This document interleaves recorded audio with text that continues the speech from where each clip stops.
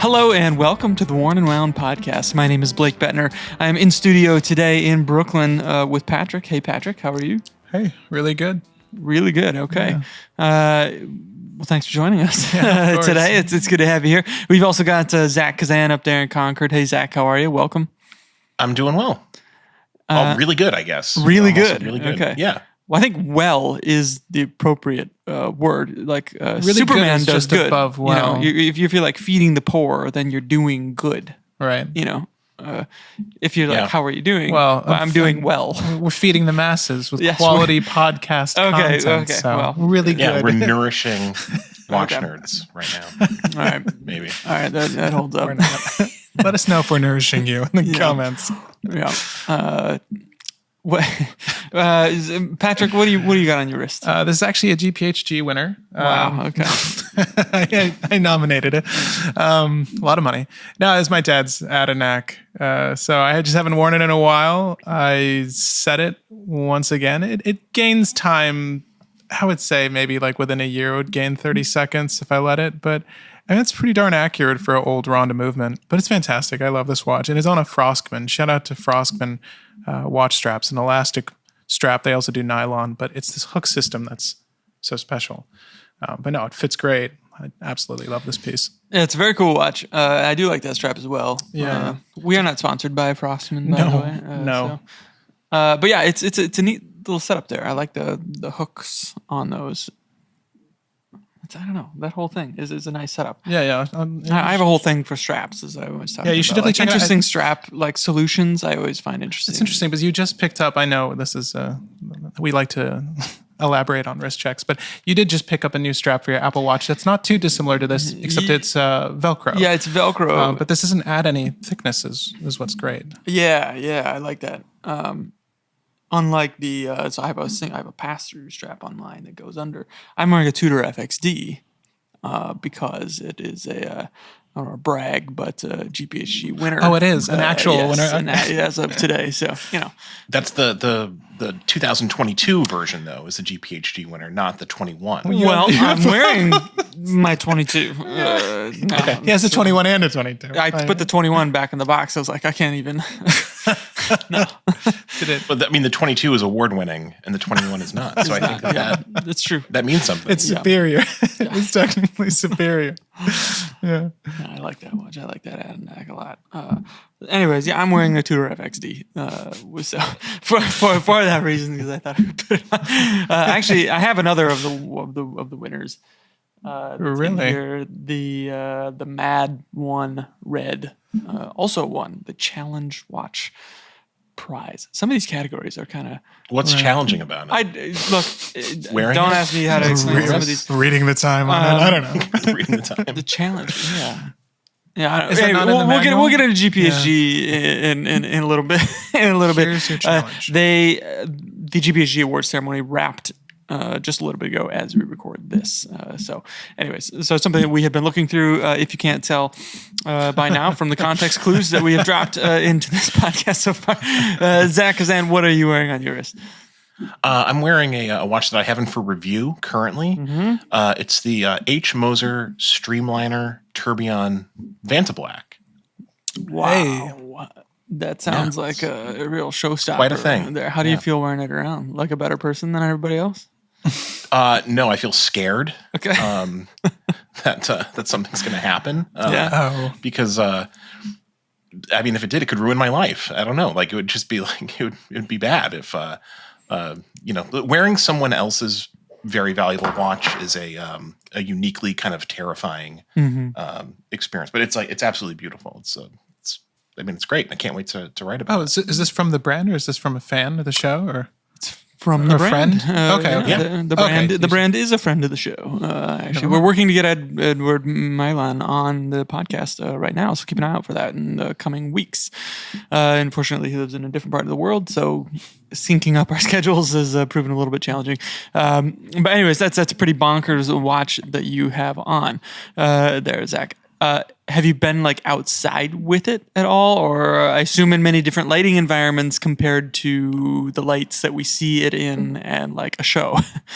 Yeah, so I did. I did take it outside. I've been wearing it since I picked it up this morning, and you definitely have a very we've seen, Blake, you and I, we've seen, and Patrick too, we've seen Vantablack dials in the context of a watch show, and it's impressive and kind of it's a very kind of like unique experience to see it, even with kind of like the inherently poor lighting in a watch show. But when you get it in natural light, like outside, it really like is a very it's hard to explain. Like it really looks like you're looking into nothing. Oh, really? Okay. And I don't know how you could possibly represent it in a photograph or in video. Like you just kind of have to see it in person. It just feels like the dial like never ends because nothing is reflecting back from it. It's quite insane. Yeah, I was curious about that. It's kind of what I wanted to ask you about, just because we see these things in like the worst possible lighting conditions that you never experience anywhere else. So if your impression of the Vantablack could change at all, and I don't know why in my head I thought like, oh, maybe it gets like a dull grayness or something that like kind of you can tell something's there, but it's still just absolutely nothing. Huh? It's absolutely black. It's just like it's pitch dark. So actually, I showed this watch to a friend of mine who I happened to run into, who's not a watch person at all, and she looked at it. She has no idea what Vantablack is, and she immediately was like, "What is going on with the dial?" Like it just she immediately recognized that it was just inherently different than any other, like black that you'd ever see, on a watch or on any other surface. I love that it's distinctive enough even outside the opinion of a watch enthusiast. Like anyone looking at it is going to be impressed by how deep the black tone is. I was curious. Yeah, it's just like it's something that you immediately kind of like pick up on that it's it's unusual. Like it's so outside like the norm of what you'd see. And I'm kind of just like looking around like my like my workspace here and like there's like the website that we're using to record this podcast is a black background, but like it's not nearly as black as the dial on this watch. Sure. Right. Well, you need to get an OLED. Things. You need to get a Samsung OLED display for true blacks, where they just turn off. Yeah. Right. Exactly. And then compare it to that. That needs to be an article in and of itself. That'd be a fun comparison. Samsung versus Moser. The battle for true black. For true black.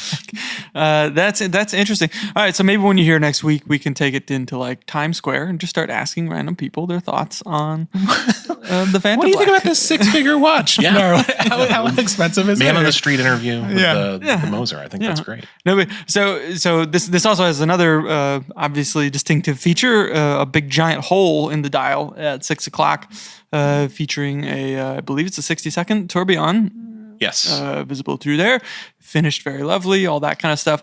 What's that like? Like looking down and seeing that thing in action on your wrist? I mean, it's very cool. Like it's it's impressive to look at. It makes a sound, like you can hear it, kind of like ticking. Oh, really? Okay. Ticking away. Like it's audible if you get the watch close enough to your like to where you can hear it. I don't know how I like really. I'm not I don't think of myself as a tourbillon guy. Like. I think that they're impressive, but like it's not a thing that I like desire in a watch. Yes. I do think that like on this watch, it's interesting because you have this aperture like within this Vantablack dial, and it just makes that contrast really distinctive. So like when you get it out into like bright sunlight, for example, like you can like essentially like see right through the the tourbillon aperture with so light gets through that, but there's like nothing reflected on the dial, so it creates this really impressive and obvious contrast, which is pretty interesting to look at. And most importantly, at night you can store the watch on its side and rest easy, knowing that the tourbillon will cancel out any of the negative forces of gravity on the timekeeping. Yep, it's I feel much more comfortable knowing that my that this watch is resistant to the gravitational forces that are thrust upon all of us at any given time. You don't have any pets over there, do you? Because my cat would what's that, my cat would just knock that off the shelf. You said bedside table. He's like, this is a new toy. Great. Yeah, not a concern. If you're out there listening, Moser, there would be no animals knocking this off any shelves. Does the tourbillon have a seconds hand or any like tip indication on it to get a sense of like, oh, it's like at the top of the minute? No, it doesn't. Okay. But it has, like the little, like the little like spindles that you have in any tourbillon that kind of like are a natural sort of like indicator. Does it hack? It does not hack. Okay, so I guess it does not. Doesn't matter, anyways. That's one knock. Sapphire crystal. These are the important questions. Screw down crown. This is what people are really wondering. It does have a screw down crown. It's a sports watch. Okay. Like it's a streamliner. Well, it's a streamliner, so it's not. It's not this one. It's the one that has that like alien skin bracelet on it. Ooh. It's that, but it's rose gold. And it has a Vantablack dial with the. I love that case. So, and it's got that's the one. Oh my god. Okay, so for context, Patrick's trying to bring it up on his phone to get a sense of what Zach has on his wrist here. So we had a similar streamliner, but not this particular model in recently. Yeah, right. That's great. We've had a couple of them in the office. Undefeated. We had the undefeated one most recently. It's definitely an interesting bracelet and just case and bracelet design all together, I think is. It's really it wears great. Like the bracelet is super comfortable. And the case is 40 millimeters. It's gold. It's all solid gold, so it's very heavy. You have it on your wrist. Mm-hmm. But it's it's like I find it to be a very clean design, and I think it looks nice. Yeah, it looks nice on the wrist. All right. Well, if this review is coming on this, so if you have any questions about what life is like with one of these kinds of watches, now's your time to get them answered. So either drop us a line down in the comments or an email, and we'll be happy to tackle them. Maybe we'll do a video with this thing next week as well. We've got to get this on video. I think that's in different lighting environments too. That's all the extremes. Yeah, that's your job. Not I'll figure it out. We'll get a shadow. We'll get it. Cast a shadow on that top. I won't be defeated.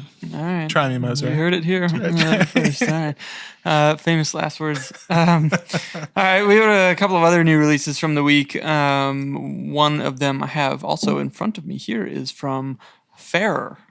It does not have a tourbillon or a Vantablack dial, but I think it's still pretty sharp.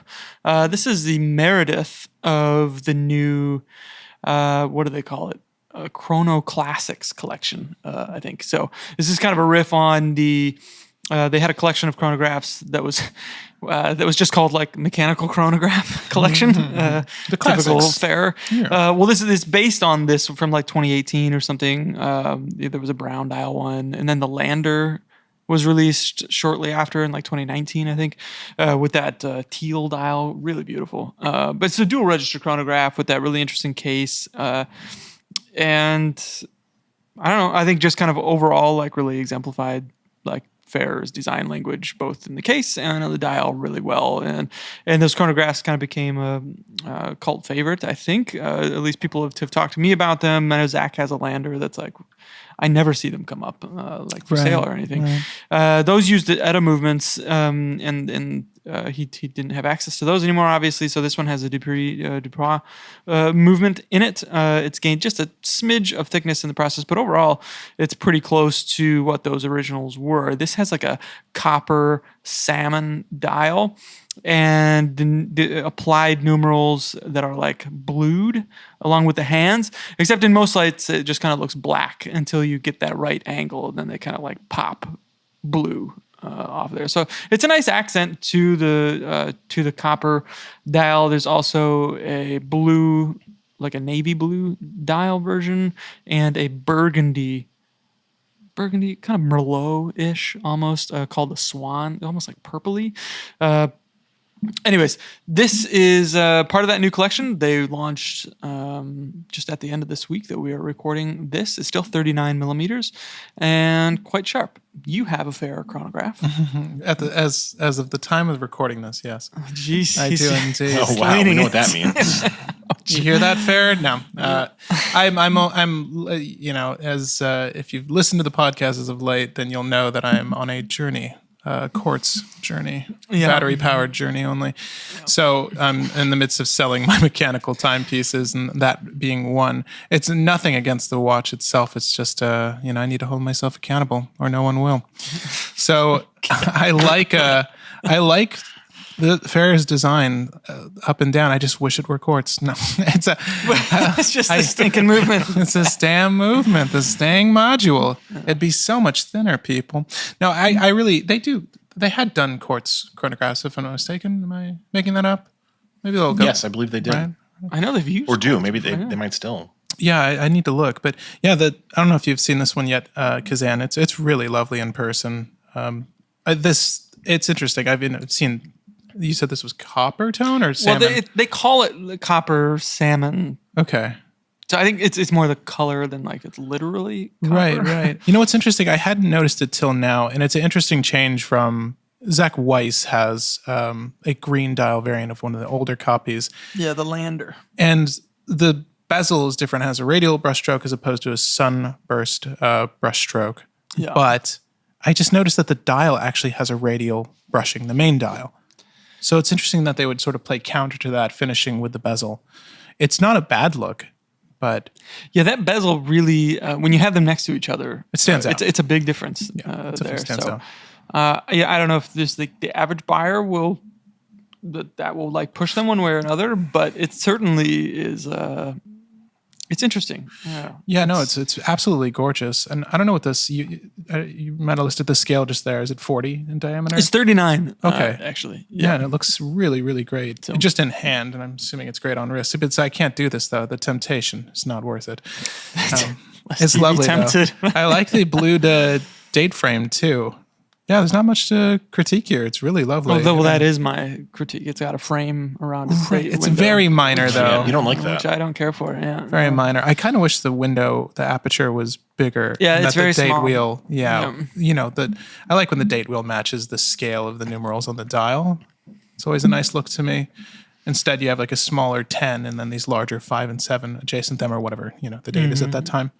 It's a good-looking watch, though. I like the mixture of finishes, everything about it. Fair does a great job. Yeah, they do. They do a good job. He had I think all of them at the wind-up fair that I think you had been showing some people. So anyways, we got some more information on these watches on the site right now. You can check out, and then we'll do more of a fully fledged review on this coming soon. I don't know if you guys get into G-Shocks. If you're into G-Shocks, they don't use... It's not a mechanical movement in there, but they have this new one that has the original Mario on the strap. I only saw that in passing, like at Cassie's desk or photographer. It looks awesome. Yeah. Did you guys play Mario? Of course. Yeah. On the NES? I've played some Mario in my day. Okay. Yeah. You've got, okay. Yeah. Still do. It's like nostalgia to the max here on this one. I think the tin can is kind of like one of the levels of the original Mario with the kind of blocky, the blocks like steps that he's running up. Yeah, look, it's pretty fun. I've never been entirely tempted by one of these things, but this one has me a little bit. I enjoy Mario quite a bit as well, and I still play like Mario Maker 2 these days with my kid sometimes. Oh, really? That he enjoys, and you can use the stylings of the original Mario to build your level in, which is kind of fun. But the original levels of this, like playing it holds up just as well today. I think it's not like, the controls are all hard. How did we do this or anything? Like some games are. Like I went back and tried to play GoldenEye on an N64 not too long ago, and I couldn't even like move around. I was like, wow, how did I do this? And I thought it was a different time. It was a different time, yeah, I guess. Yeah. But like I hop right back into Mario, and it's like boom. I even remember where like some of the invisible blocks are, and how to get into the warp zones, and like muscle memory just takes right that's a on sense over. memory that you can't get rid of that. That's funny. Yeah. So this is I think it's interesting that we've had like 2 straight months of Mario watch releases. Yeah. Really something for everybody at all price points. Oh, the tag, that's right. You forgot. But that's like a different. This is that's like I know it literally is Mario, but it's like modern, newfangled Mario type stuff. Yeah. This is. Is it like it's Mario Kart? Mario Kart's pretty classic. No, I'm not saying it's like not like I mean it's a modern like rendition of like Mario stuff. Of where he's like kind of more of like this fully fleshed out like cartoon character, and not like this like Blockman, like Brickman. 10 pixels of this is strictly 8-bit Mario. Yeah. So I think there's something like kind of special about this one that will tap into some kind of nostalgia for a lot of people. So, would you ever wear something like this? No, it's cool. It's a real. It's not mechanical. So you could, it is. So it's all right. Right. Yeah. Check. It's got the little shell on the dial, and I think when you hit the light up button, it says +1. It's like a 1-up.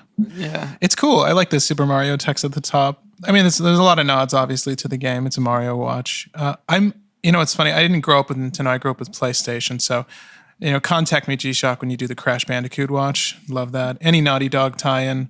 Let me know when you do an Uncharted watch. Yeah. 100% down for that. But no, it's funny. Mario as a platformer still holds up. I feel like any good platformer will hold up.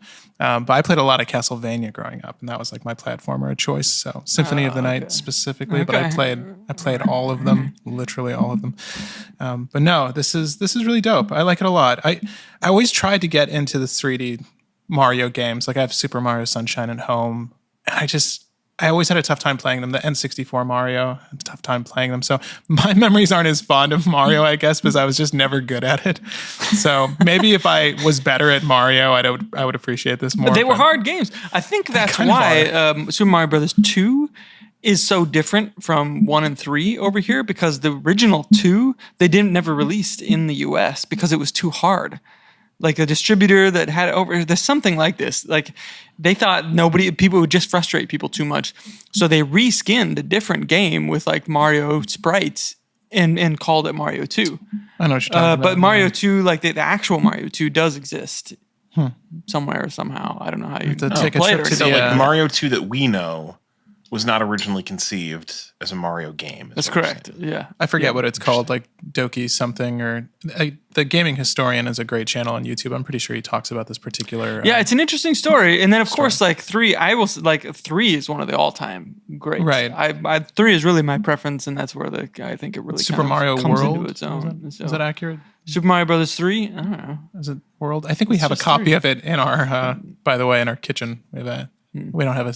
It's a Super Nintendo. Every kitchen should. Yeah, right. Every second microwave, fridge, normal kitchen stuff, sink, N64, Super Nintendo. Yeah, all that stuff. Normal kitchen stuff. All right. Well, let us know what you prefer. If you're a Castlevania person or a Mario person. Yeah. Down there, which is the superior platformer. Well, that's easy. One game's got mushrooms. The other one's got bats and ghouls and swords and whips. Side note: I went back and tried to play like the Ninja Turtle game of that era. I mean, I couldn't get. I remember that more game. than like a few levels. That was hard. Like the no, not the like cabinet arcade game, but like the like cartridge NES game. Like you would kind of like. You started out as kind of like isometric, like top view, and then you could go down into the sewers, and then it would transition into like a level platformer.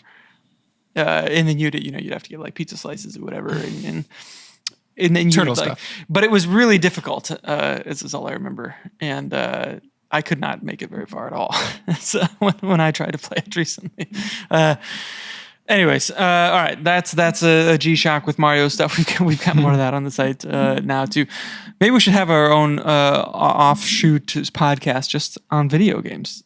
Talking about how terrible we are at video games. I would listen to Patrick's Castlevania podcast. We could talk. It'd just be stories about Castlevania. We could Aria of Sorrow. We could talk about Elden Ring. Totally. And how terrible we all are at that. I'm okay. No, you don't win. You just do a little bit better each time. Right. Yeah, okay. A lot of deaths. It's fun. Yeah. You embrace it. Though. Yeah. No, I enjoy a good single player adventure these days. I don't do much online gaming. Oh, but yeah, you have to. That's where it's at. What? The single player experience. Right. Like you only play so much Call of Duty before you're spent. No, it's not my jam. Yeah. Have you beat Melania yet? No, I'm on another hiatus. Okay. But my character's at the point where she should be able to crush. Wow. Famous last words there. Okay. Well, we'll pick up our gaming podcast series with that. Right. So last time I talked to you, you said your character should crush Melania. How did that go? I'd be curious. I haven't fought her once yet, so I'd like to see if I can beat her on my first try. I killed the Black Blade on my first try. I think I got the... I don't know what any of these words are. Oh, you're good. Different story. Yeah. Different story. Malekith, the Black Blade. Yeah, Malekith. Yeah. Kind of cheese that, mind you. Sorcerers. Anyway. All right. Let's get over let's go to the opposite end of the spectrum and talk about GPHG. I don't know. Do you think any of the judges of GPHG play Elden Ring? Probably not. Probably not. No. This took place as we record just a few hours ago, and we have a list of some of the winners in front of us. First off, does the GPHG affect your perspective on any of the watches that are nominated or that win? Would it affect any of your purchase decisions on any of these watches? The answer to both of those questions for me is no. Okay. Just no, it doesn't. Just doesn't flat out no. This isn't. No. Okay. All right. I think I would maybe largely fall on the same side of that fence. No, I agree. Yeah, it's. I mean, I do find it interesting, like the same way that I find any awards show interesting. My point of reference for any sort of award program is the Academy Awards, the Oscars. Right. Yeah. I don't really care. I'm a huge movie fan, but I don't really care who wins the Oscars. But I'm curious, just because it kind of impacts the industry to a certain extent. But for me personally, it doesn't have a dramatic impact on my life in any significant way. Unless we cover it and we write about it. I used to look at the Oscars that way, though. It would gauge my interest on maybe a film. But that's a different story. That works a little bit differently. Yeah. Well, I don't know exactly how the Oscars works, but isn't any movie that was released within a certain time period eligible? Yes, that's true. So that's a big difference. Okay. I mean, Blake, do you want to explain how the GPHG So GPHG is not like the judges are looking at every single watch released in this calendar year period and then nominating the best ones and then from those nominations coming up with the winner. It's I believe you can send in your watch. You can nominate your own watch to be a nomination of the. I don't know if there's fees involved with that. I don't know exactly how all this works, but as I understand it, that's kind of why we see a lot of the same brands in here. Not to diminish any of the watches that are here. I like a lot of these watches. I find them very interesting. To me, the GPHG usually just ends up being an excuse to look at some cool watches and nerd out over cool watches and nothing more. Yeah, not necessarily. Some brands choose not to participate. Yes. The Rolex and Patek, I think famously don't participate in GPHG. Is that right? As I understand, yeah. Well, they're not here otherwise, so. Yeah. They're either losers or they don't participate. They don't, yeah. But there's some cool watches but Tudor does. That's as we mentioned, the FXD. Yeah. Fact. It's kind of a big deal now. Yeah, so what's Rolex got to worry about? So, yeah. They cannibalize their own watch, so worried. And one other watch, so the chronometry prize, the Grand Seiko Kodo Constant Force tourbillon. Perfectly fitting, of course, and I don't know what its denominations were alongside it, but I will say that was maybe one of the most impressive watches that I've seen in a very long time.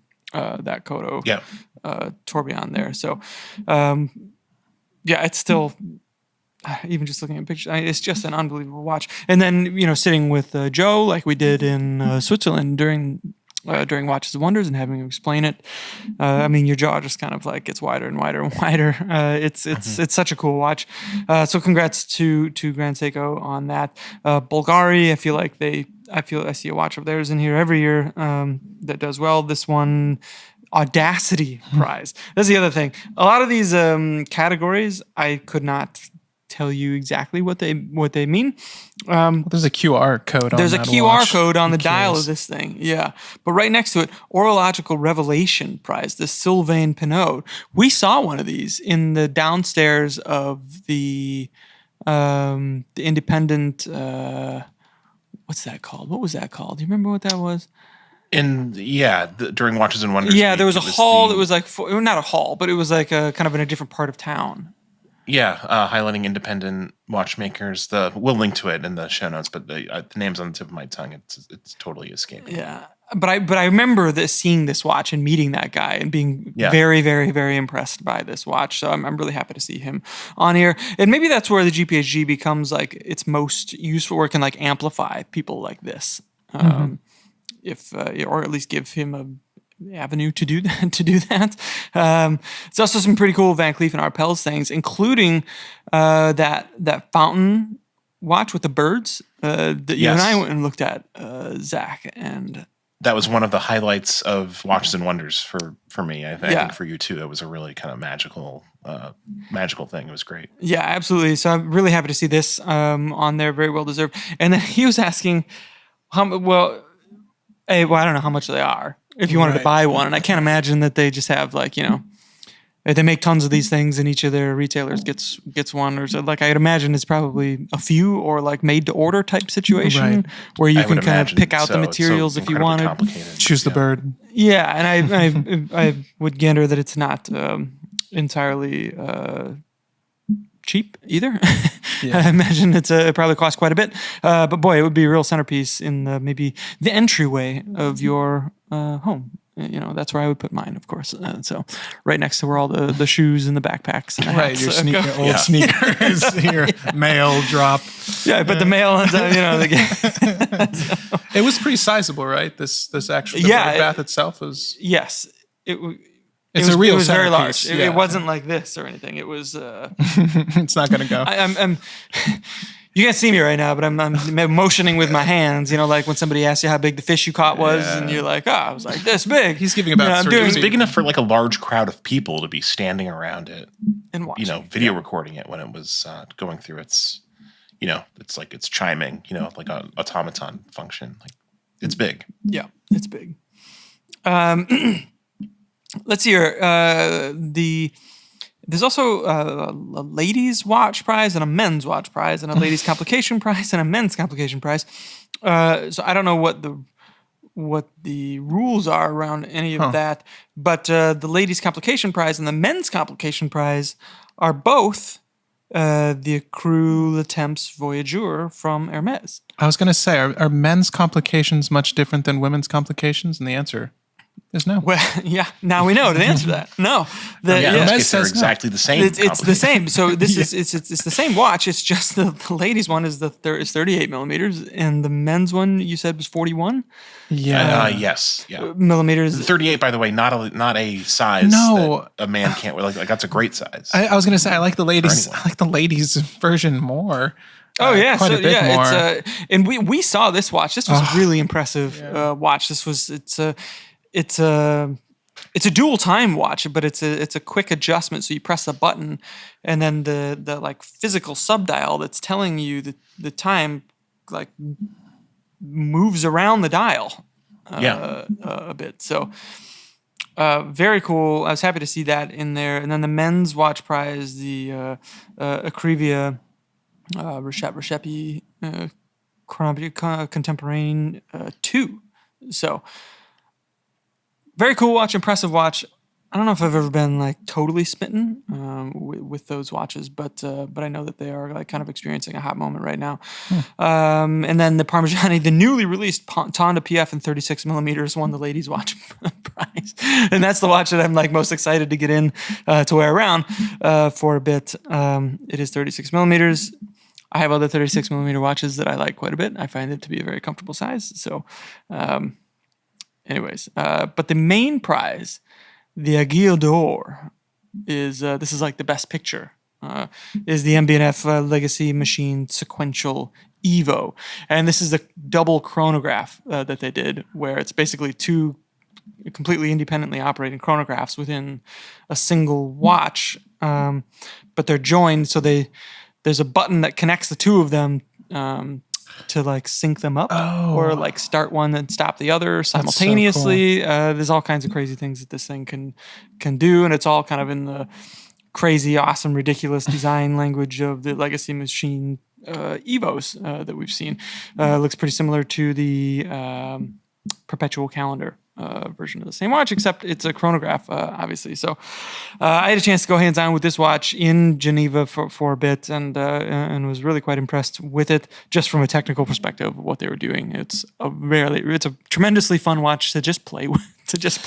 Right, yeah. And in my mind, feels like a deserving winner in that category this year, just because the complication is so novel. And that prize, I believe, is not like the winner is chosen from the entire field of watches. There isn't a category just for that top prize. So yeah, that's worth noting. Yeah, and it's and a call out. It's not just MB&F. The F, of course, is friends, and Stephen McDonald is the guy that designs these crazy things for MB&F. And this is not the first instance of him designing something crazy and awesome.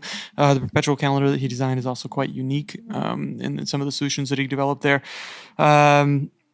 If we've got some more written about this particular watch on the website, so we'll link that down below if you want to check it out. And then we'll provide a link to all of the winners of the GPHG.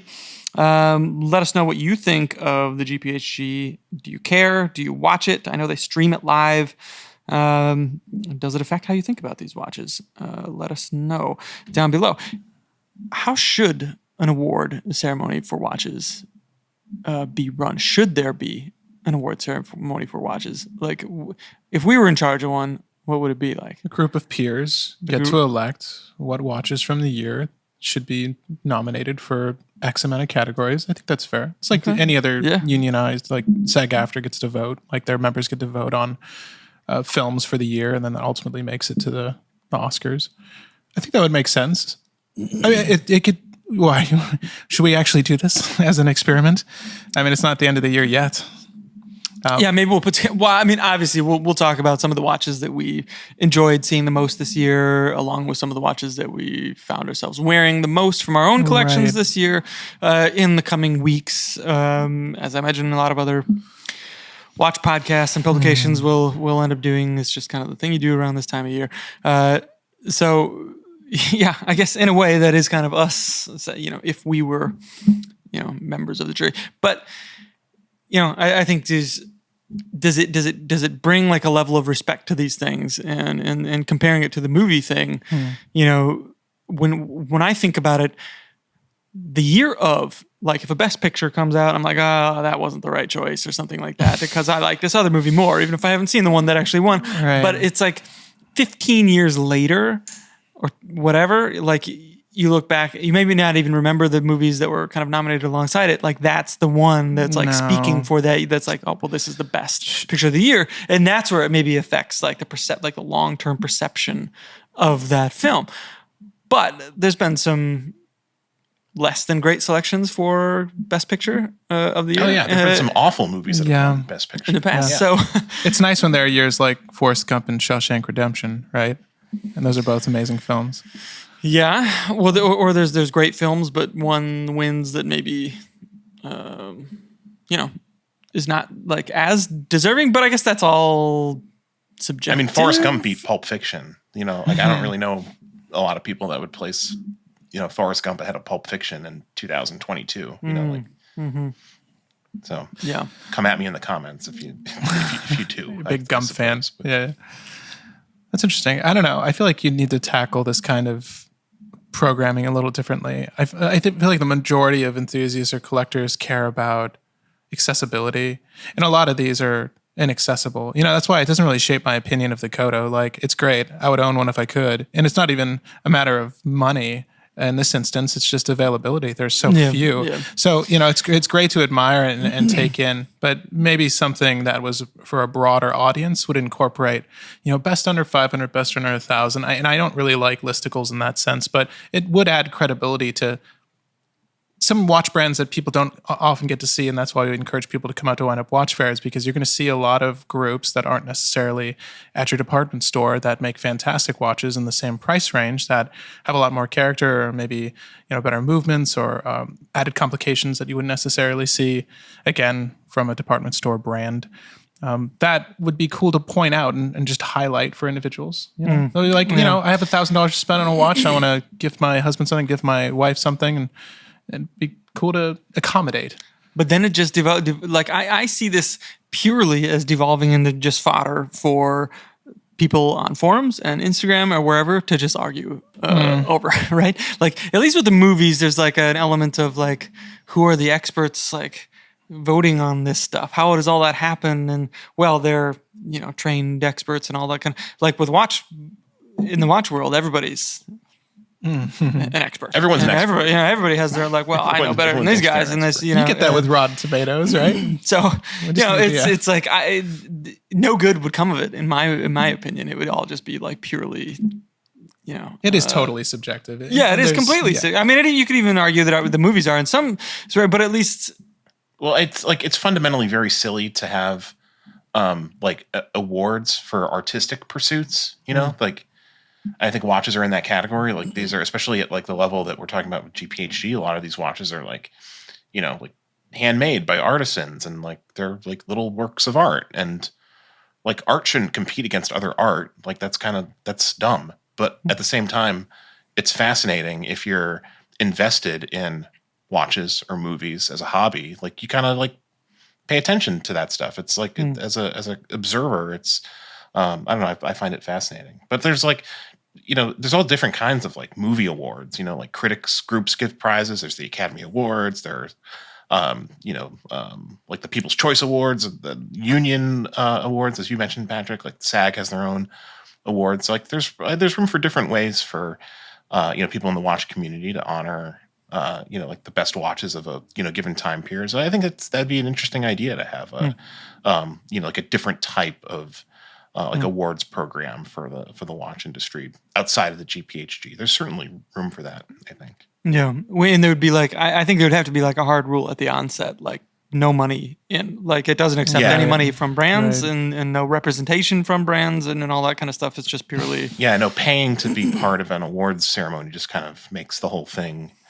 It just kind of like cheapens it. Like that's not good. That's not what you want. It kind of lacks a certain authenticity if you have to, pay to be a part of it to get your, your piece entered, whether it's a movie or a watch or a piece of music or whatever.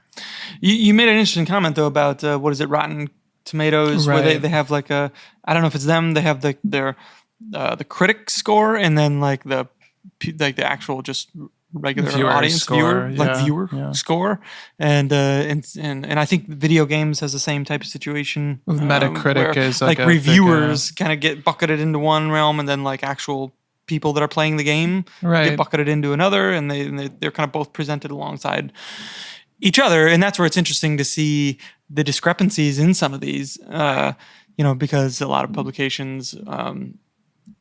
I guess really kind of getting down into the like pure, like untainted subjectivity is a tricky thing to do. But maybe a similar type of situation where, I guess just regular collectors and users could be represented in some kind of way, shape, or form alongside the opinions of experts, or maybe experts is the wrong word. Maybe it's just like they're people that just spend an inordinate time around watches and get to like spend time with these actual watches. This is different from movies because everyone can watch the movie, and these watches, almost nobody will get a chance to see or feel or play with any of those watches on that list. And at least with the GPHG, and that's where it keeps it all no, this is for us over here, like on this different realm, not like you people over there. You got two winners. Look at you. Yeah, if you want to play with a couple of... Message Blake. Hit me up. But it's like just to show you the kind of dichotomy. Oh, you just brought up, what is this? Black Adam just came out. To Tomato meter. Tomato meter 39. Audience score 89. Right. Wow, that's a big delta between the two. Have you seen this movie? I have not seen Black Adam. I'd like to see Black Adam. I haven't had a chance to go see it yet. Me too. Right. Yeah, I heard it was hit or miss, but I guess it depends on who you ask. Well, it's literally hit or miss. Yeah, because we're looking at the critic score and the audience score, and two very different. So, yeah, I guess, and then you can make your own judgment, right? Like, what value do you place more into the critics or the audience score? Yeah, even when I think a critic is wrong, I sometimes find it interesting to see that critic's perspective when it comes to a movie or a watch or whatever. Like I think that like hearing an opposing point of view is just as valuable, if not more valuable, than like seeing someone's opinion that lines up with yours. Do you have movie reviewers that you pay attention to because you feel like your tastes like closely align? There are certain movie critics and writers that I read just because I like their writing. Mm-hmm. And it almost has nothing to do with like their taste. I just like to read.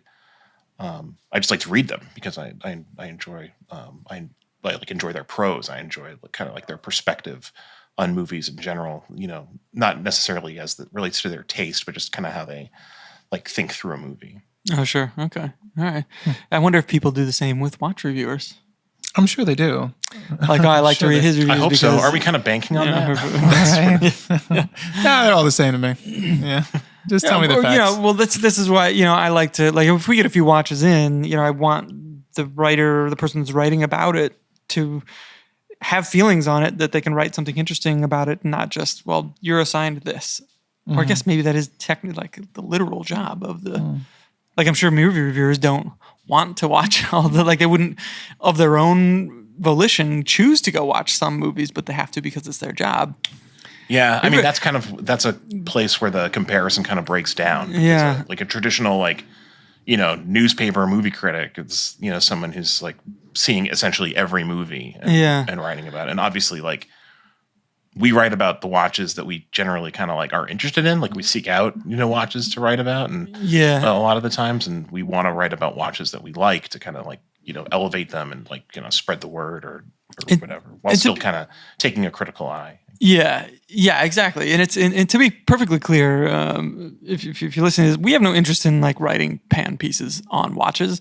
We get a lot of watches and see a lot of watches, and if we have like nothing redeeming to say about it, we just won't write about it like that. But if there's watches that we find something interesting about, but maybe don't like a lot of the details on the watch, like that's fine. We can articulate that, and we have no problem coming down on a watch for XYZ reasons, but we find this thing redeeming about it, and maybe it's like the person's vision or some design quality or the goal, whatever it is. I think that's, people have to know that we, because some people get upset when we don't write negative reviews on watches. Like that's not really kind of what we're about. I don't want to just sit here and write pan pieces on a lot of watches. I don't think that's really helping anybody out.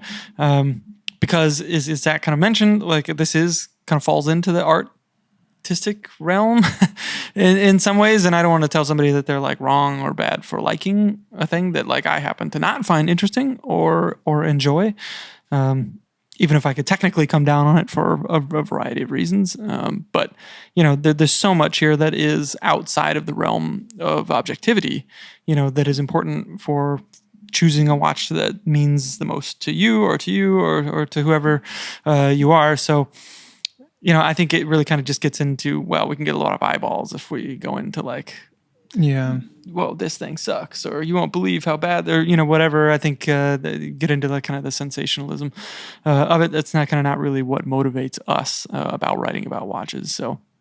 Yeah, agreed. So, yeah, just going back to the ranking rating system, though, awards show kind of categorizing of like the quality of a watch. Is there a safe way or a healthy way to do that the audience could benefit from? Our listeners here, but on the site as well. I was just thinking of, I think it's Revzilla I just got into motorcycles recently, and I was watching a lot of reviews. Speaking of reviewers I trust, there's this guy, I forget the gentleman's name, but he does these sort of weekend rides, and he'll take the new bike of that year out from Yamaha or whatever the brand is, and give it a ride, and then he'll put it on a board, a black board, and he'll list throughout the year the experience of his ride, like the comfort of the ride, engine response, all that stuff, and he'll rate the bike that way, regardless of price. And that'll give you at the end of the year his opinion of the bikes from that year. And that kind of helped with my own assessment of what I was looking for in a motorcycle at the time. I have a Triumph now. He didn't actually ride a Triumph. I sort of just stumbled upon that myself. But like, is that a fair way? Like, it's just one individual's critique, but like having a board with a list of all the product, like saying, yeah, this might be X amount more, but you get this, this, and this. Well, you know what we could do? I mean, we could, like, at the end of the year, kind of look back at all of the watches that we reviewed that year and then kind of put them in some sort of, I don't know, assign something to best, I don't know, ladies complication. Right. We reviewed a lot of those this year. Yeah. That was like our bread and butter. Yeah, exactly. Well, ladies, we got you covered. I mean, we should take a look back at all the watches that we reviewed we reviewed in a year and kind of talk about them as like, because I don't know if you find this, Zach, but like, sometimes like at the end of the year or a year later or months later, like there are watches that like linger in the back of my head. Oh yeah, that maybe I don't really anticipate, or I'm like, I'm hot or cold on it when it shows up, and talk about it and send it back or whatever, and then like weeks later, months later, there's still something about that watch that I'm thinking about. 100%. Yep, without fail. Yeah, no, I totally get that too. It's a normal thing. We should call that perfectly piece normal. The lingerers. The lingerers. These are the ones. Yeah, at the end of the year, we should do that. We should have like a list of, well, these are the ones that we actually reviewed, but kind of keep that hidden. And then like ask, what watches do you remember reviewing this year? And then like maybe that's the list of. And what if you list one that you didn't even review? You just like, it just looked so good in your review. Is there one, Blake, that comes to mind? Like maybe not even a watch that you reviewed, but just like a watch that you saw maybe at like a trade show or event or something that like really sticks out at this point in the year? Yeah, there are a couple that I have in mind. I'm not going to say them here so we can do something on these or write about them. Okay. In some or you do a podcast about them or do an article about them or something. But yeah, there are definitely a couple in my head. That and it's tough because I think it's really just, is it beating it, like it really depends on the expectation going into the situation, because there are certain watches that I remember kind of I don't really like the way that looks in pictures and I didn't really expect to really think anything of it, but you go into a meeting or you get to actually spend some time with it for whatever reason and it changes your perception of it. That's a very positive experience that I think leaves an impression on you versus a watch that you already have high expectations of, and it's like, oh, it's great. And then maybe like everything is in line. So nothing happens out of what you're expecting. So that doesn't leave an imprint. So even though like those might be great watches, at the end of like a Pelagos 39. Like a Pelagos 39. Yeah. Like that is. It just met your expectations and that was it. But my expectations were very high of it. And it pretty much met all of them. And it's a great watch, and that's definitely a watch that I still think about. And that like wasn't even that long ago that I sat with James Stacy just a few nights ago, and he had one on his wrist. I'm not kidding. And and then it kind of like brought all the things back that I was like thinking about that watch. I was like, and I was like kind of excited to, we swapped watches for a little bit, and I was like, oh yeah, this is a cool watch, for sure. So, yeah. All right, real quick, closing thoughts. Rolex is in the titanium game now. Do you guys care at all about I've this? heard, yeah. They've discovered titanium, which is cool. Discovered titanium on Rolex. That's the pull quote from this episode. Rolex discovered titanium.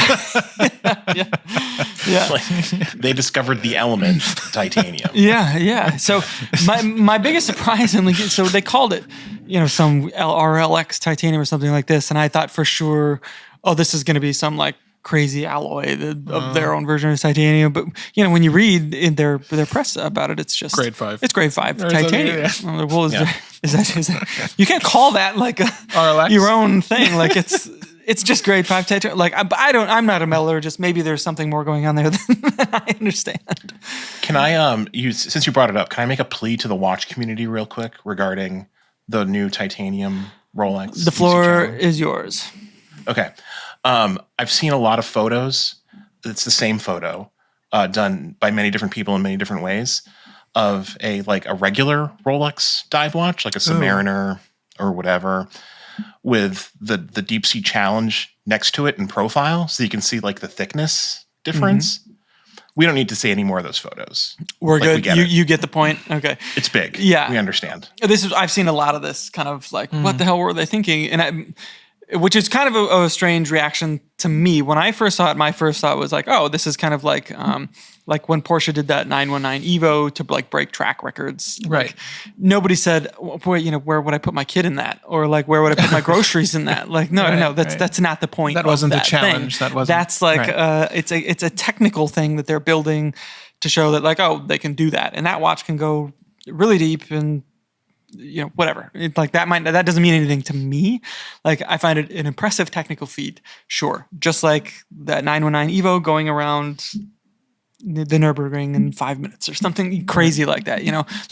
I'm not going to do that. I mean, that has zero bearing on my life. But some of the stuff that they're using to build that ends up in their GT cars or in whatever or your perception of the brand and being able to make something that can do that. And that means I want a Boxster or whatever, whatever it is, it's not about this is for everybody. And it's about showing off what they can do. And this was kind of that version for Rolex to me. 100%. And to me, the takeaway was, maybe we'll see more titanium Rolexes going ahead. Yeah. Cool. Maybe we'll see more sport Rolexes with a chamfer along the lug, which this had. Cool. And maybe we'll see more matte dials, which this had. Cool. And maybe we'll see another dateless Sea Dweller. Also cool. So, these are kind of just small little things that I was maybe this means something in these other ways that would potentially mean something to me as a Rolex collector, enthusiast, whatever you want to say. So anyways, but that's not, I'm not trying to defend its size or it is what it is, because it needs to do something very specific. And the whole thing was built to do one very specific thing. Yeah. And it does it, so. Honestly, it could have been bigger. Could have been bigger. And I suppose so. And I would have appreciated that. Could it have gone deeper though? If it goes as deep as deep equates you can on planet Earth. Big equates to deep. Yes. As impressive as that is, and yeah, it's cool. There's the Zen Hydro watches. Right. Or nobody they could do the same thing, right? Well, Rolex hasn't discovered oil-filled. Why don't they make a Submariner that's just filled with oil and then boom? Don't give away these ideas for free. Okay, exactly. Well, yeah. Rolex, hit me up if you need more. Last year we discovered titanium. Yeah. 2023. Yeah, oil. Exactly. Yeah. All right. Well, before we get into any more trouble, I think we'll leave it at that. Thanks for tuning in this time. Also, let us know what you have been wearing most this year. Hit us up on Instagram. Let us know. Let us know any of your favorite reviews of ours that you've read this year. We would love to hear from you about this stuff. So don't hesitate to reach on out. We will have show notes down below. And look forward to chatting with you guys next week. Thanks for tuning in. Till next time, take care.